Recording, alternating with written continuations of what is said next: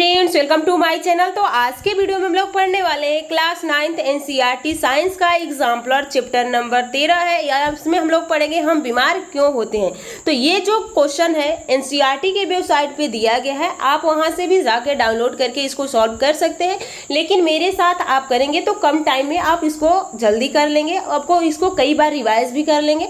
तो चलिए अपनी वीडियो को स्टार्ट करते हैं। इसमें से 12 क्लास कंप्लीट हो चुका है, 13-14 क्लास आज हम लोग देखेंगे, 13 देखेंगे, अगली वीडियो में 14 या 3-4 क्लास इसमें बाकी है। उसको कंप्लीट करने के बाद 10th का भी साथ में ही चल रहा है, तो उसको भी आप लोग ज़रूर देखिए।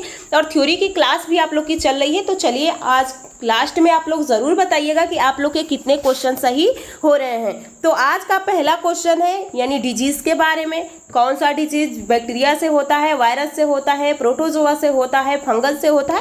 तो इन सब के बारे में आज हमें पढ़ना है। तो देखिए यहाँ पे पूछा गया है कि बताइए कि मनुष्य में यानी विषाणु रोग नहीं है, यानी इसमें से आप लोग को विषाणु जनित रोग नहीं, यानी यहाँ पे नहीं पे ध्यान दीजिएगा। यानी विषाणु जनित नहीं है तो कैसा है, जीवाणु जनित, यानी जीवाणु से होने वाला रोग कौन सा है। तो डेंगू आप लोग का किससे होता है, विषाणु से होता है। एडीज मच्छर इसको फैलाने का कार्य करता है। एड्स एचआईवी वायरस से होता है, जो एड्स होता है एचआईवी वायरस से होता है।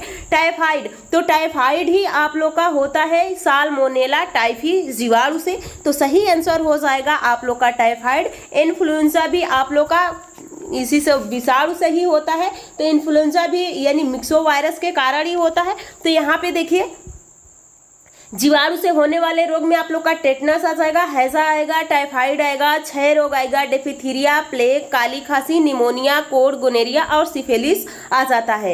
यहीं पे अगर आप लोग का जो विषाणु है उससे देखा जाए तो यहाँ पे एड्स होगा, डेंगू ज्वर होगा, पोलियो होगा, इन्फ्लुएंजा होगा, चेचक, छोटी माता, गलसोत यानी गलसुआ माँ, खसरा, ट्रेकोमा, हेपेटाइटिस, पोलियो और रेबीज, यानी यहाँ पे रेबीज हो जाएगा, मेनिंजाइटिस हो जाएगा, हर्पिस हो जाएगा।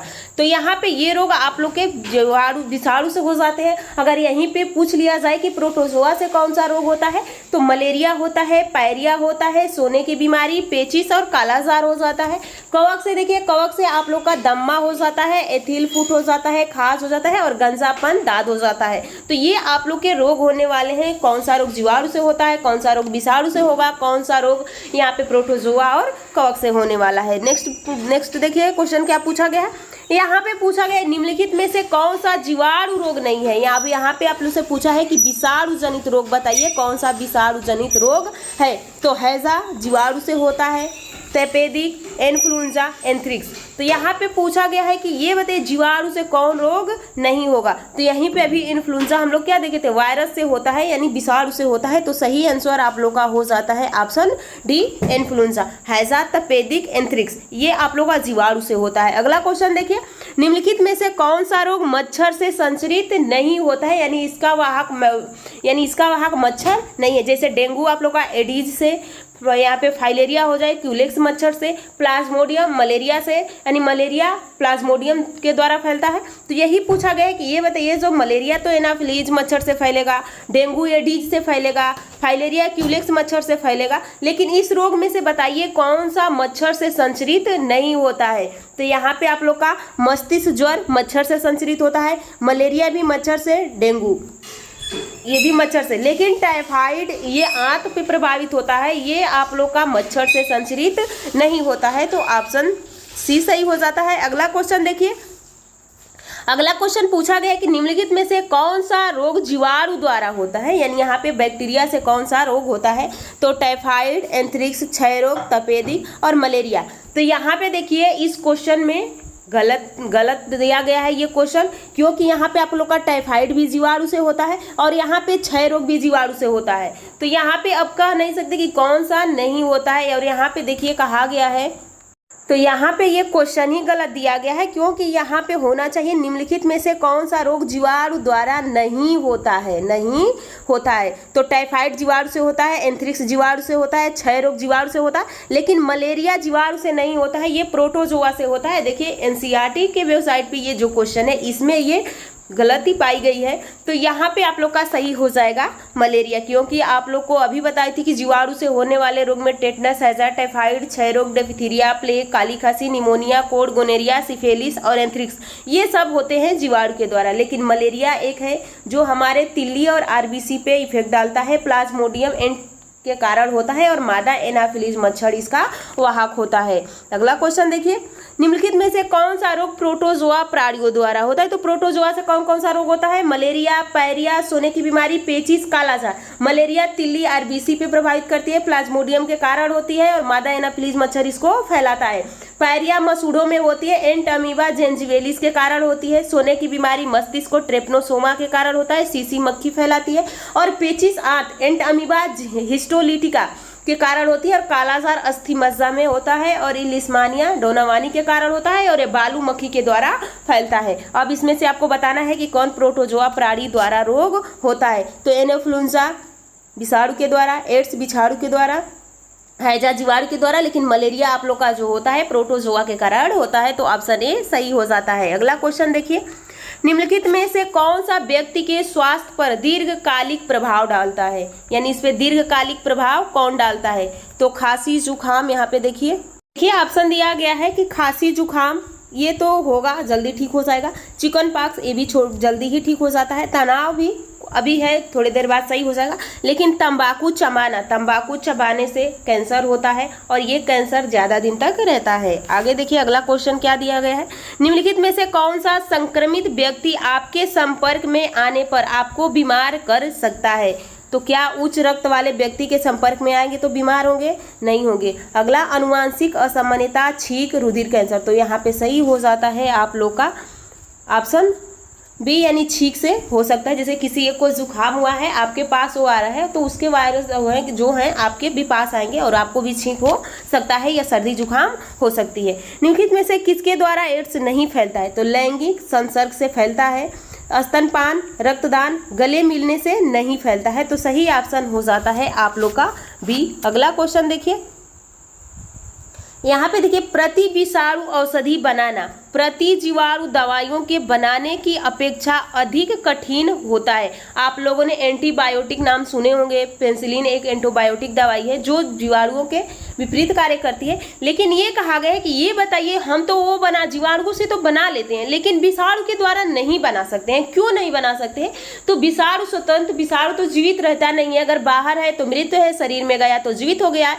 तो हम इसको अगर बना के रख भी देते हैं तो जब हम रखेंगे तो ये तो मृत हो जाएगा, तो ये हमारे कार्य में नहीं आएगा।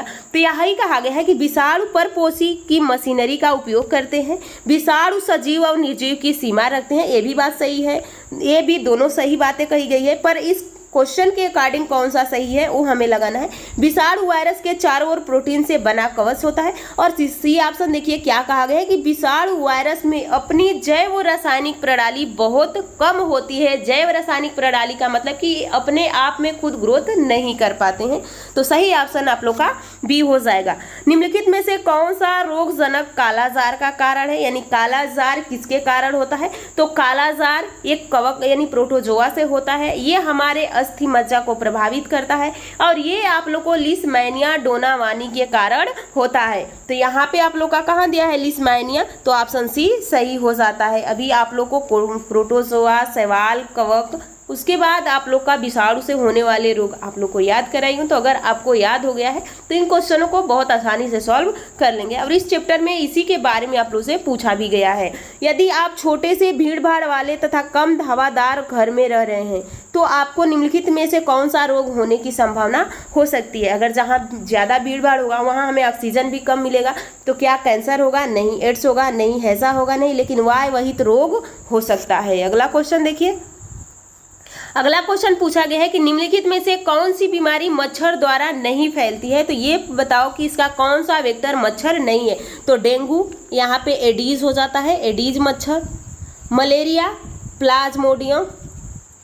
प्लाज्मोडियम के कारण फैलता है। यहाँ पे मस्तिष्क ज्वर एनसेफेलिटिस ये भी फैलता है, लेकिन निमोनिया नहीं फैलता है। ये मच्छर के द्वारा निमोनिया नहीं फैलता है। निमोनिया फेफड़े को प्रभावित करता है। ये जीवाणु जनित रोग है। अगला क्वेश्चन देखिए, निम्नलिखित में से कौन सा व्यक्ति के स्वास्थ्य के लिए प्रमुख नहीं है? यानी स्वास्थ्य के लिए प्रमुख नहीं है। तो एक स्वच्छ स्थान में रहना, अच्छे आर्थिक स्थिति में रहना, सामाजिक समानता तथा मेलजोल की भावना, एक बड़े और सुसज्जित भवन में रहना, तो ये कोई इससे संबंधित नहीं है, तो ऑप्शन डी सही हो जाता है। अगला क्वेश्चन देखिए, अगला क्वेश्चन क्या पूछा गया है आप लोग का। अगला क्वेश्चन कहा गया निम्नलिखित में से गलत कथन का चयन करना है। यहाँ पे देखिए गलत कथन का चयन करना है। तो उच्च रक्तदाब, अधिक वजन व व्यायाम के न करने के कारण हो सकता है, अनुवांशिक असमानताएं के कारण कैंसर हो सकता है, अम्लीय भोजन खाने के कारण पेप्टिक ब्लड अल्सर होना, ये तो बिल्कुल गलत है।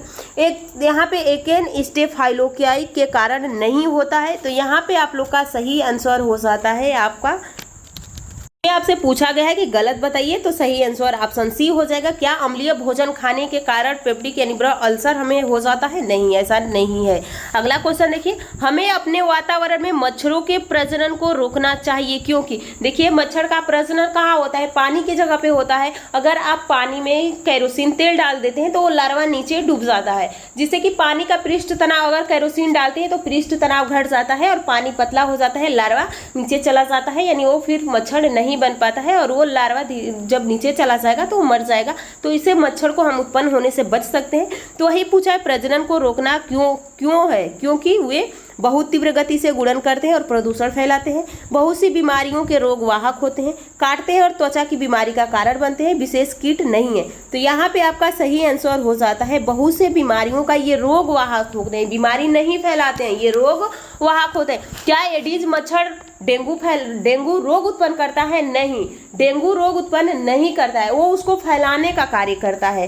डेंगू तो आपको होना है, जब जिसको हो गया, ये विषाणु जनित होता है डेंगू, लेकिन इसको फैलाने का कार्य एडीज मच्छर करता है। अगला क्वेश्चन देखिए, आप अपने शहर में पोलियो उन्मूलन कार्यक्रम के बारे में जागरूक हैं, इसके लिए बच्चों का टीकाकरण किया जाता है। और देखिए जीवाणु है तो जीवाणु जनित रोग है तो उसके लिए टीका भी और दवाओं भी प्रयोग करते हैं, लेकिन विषाणु के लिए हमेशा टीका का ही प्रयोग किया जाता है।